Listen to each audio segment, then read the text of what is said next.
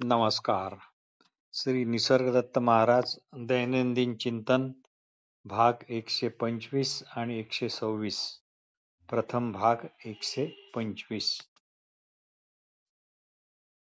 श्री निसर्गदत्त महाराज म्हणतात, तुम्हीच ज्ञाता आणि तुम्हीच ज्ञान,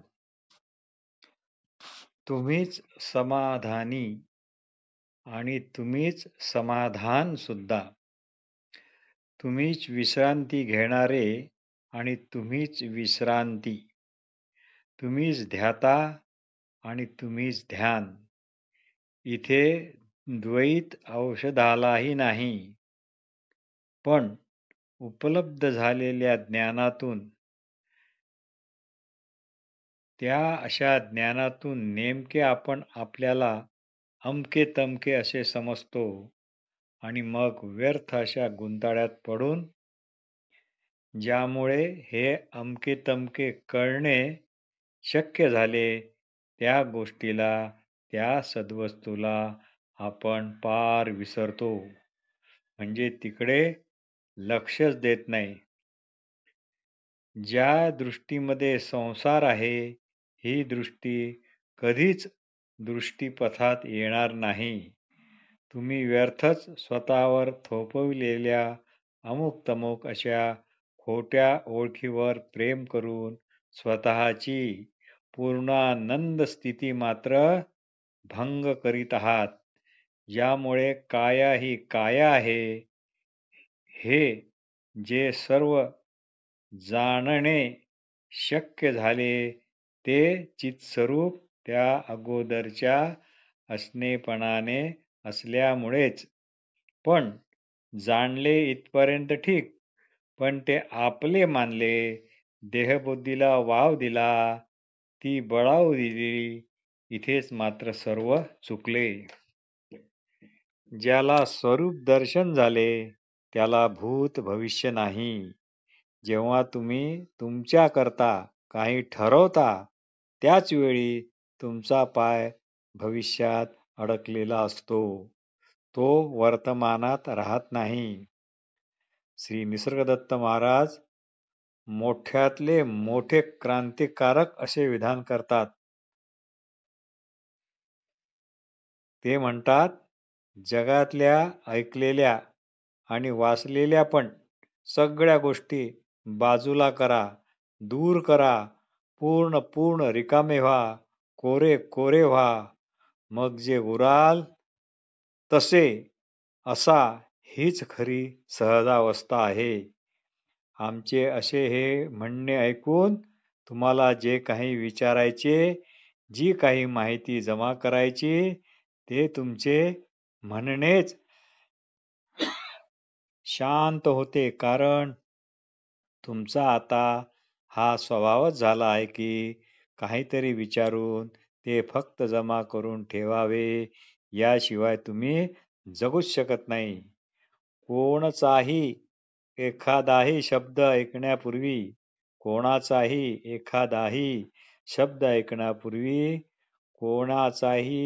एखादाही शब्द वाचण्यापूर्वी तुम्ही जसे होता तसेच आता या क्षणी रहा.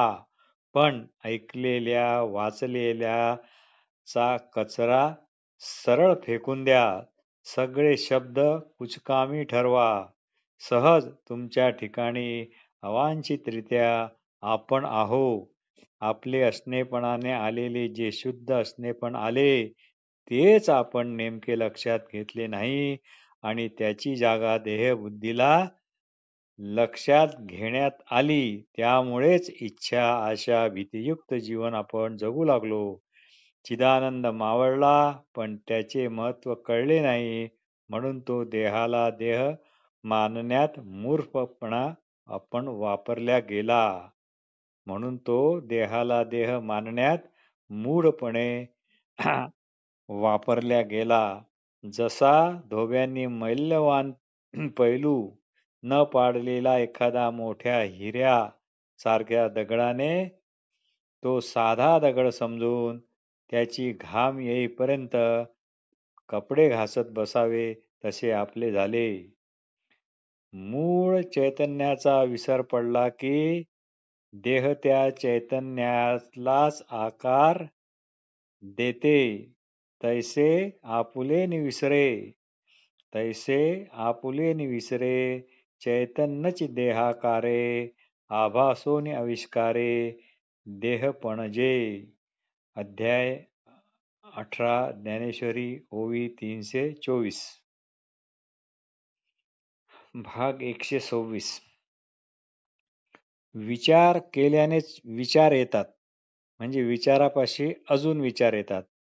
पण इथे विवेकाची चाळणी किंवा चाळण वापरली पाहिजे. मन, बुद्धी, चित्त हे सर्व शब्दांचीच रूपे आहेत, किंबहुना शब्दांचीच कोठारे आहेत. सगळ्या भाषा ह्या कालधर्मी आहेत. टाइम संपला की जाणार. श्री निसर्गदत्त महाराज म्हणतात, देहबुद्धी हे व्यक्तित्व आहे, पण व्यक्तित्व आहे हे कळणे ज्यामुळे शक्य होते ते आहे तुम्हीच असल्याचे ज्ञान, हे आहे व्यक्तत्व. या तू असल्याच्या ज्ञानात काही भरता पण येत नाही आणि त्यातून काही काढू पण आपण शकत नाही. फक्त बघा, फक्त असा, कोरे असा, रिकामे असा. तुम्ही देहाच्या रूपाने वावरता, स्वतःला व्यक्ती मानता, म्हणूनच तुम्ही तणावग्रस्त सुद्धा राहता.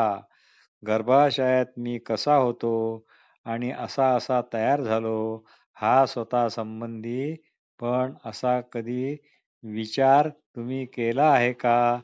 नसेल केला तर करा, हे जाणा आणि सर्व अभिमान सोडा. गुरुवचनाचा जर निर्धार केला तर आपण चिरायू अजन्मा आहोत, असा डोळसपणा हा निश्चित निर्माण होणार. अप्रमाण जे आहे तेच तुम्ही खरे मानता, म्हणून हा व्यर्थ देहदंड जो देहबुद्धीमुळे आला आहे तो तुम्ही भोगता. फक्त ओळखायचे आहे, आता आपला जो स्वभाव आहे त्यात स्वास्थ्य नाही. गाढ झोपेत जे काही भोगलेत तेवढेच स्वास्थ्य तुम्ही भोगता. बाकी जागृती, स्वप्न, सुषुप्तीचा विवेक आपण आपल्याला ओळखण्याकरताच आहे, तो आपण करत नाही. तुम्हाला तुम्ही ओळखावे म्हणून जाग आणि गाढ झोप याचे कोडे निसर्गाने जणू तुम्हाला घातले आहे. तुम्ही नामरूपाचे पांघरून घेता व जगतो म्हणता. शोक, दुःख, भय हा आभास आहे, पण तुम्ही तो खरा मानला. वेदश्रुती म्हणतात, तुझे अनंत अनंत जन्म झाले, ह्या केवळ गप्पा आहेत, केवळ कल्पना. एकाही जन्माचा, एकाही माणसाचा तसा अजिबात अनुभव नाही. कोणाला तरी त्याच्या एखाद्या तरी जन्माचा अनुभव आहे काय? मरणाचा तरी अनुभव आहे काय? ही तुमची चूक, हा तुमचा भ्रम, ही तुमची भूल. हे तुमच्या केव्हा लक्षात येणार? पण गुरुवचनाप्रमाणे आपण सहज स्वयंप्रकाशी चैतन्य आहोत, याच निश्चयाने असा सर्व काही भासण्यापूर्वीच तुमची वस्ती होती, आहे, असणार. म्हणजे तुम्हीच अगोदरचे आहात, स्वतःच्या गरजेविरहित आहात. आपण भरपूर होतो, परिपूर्ण होतो. कळते पण वस्तुतः कोरे आहे, पण हे कळते पण अवघा देह आपले रूप मानते आणि नाना संकल्प विकल्प करून सुखाच्या रूपाने दुःखच भोगते.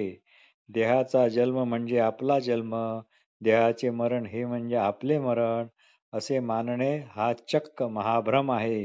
कारण सर्वाच्या मुळाशी जे अगोदरचे असणे पण आहे, त्याला जन्म मरण नाही, ते आहे असेच आहे.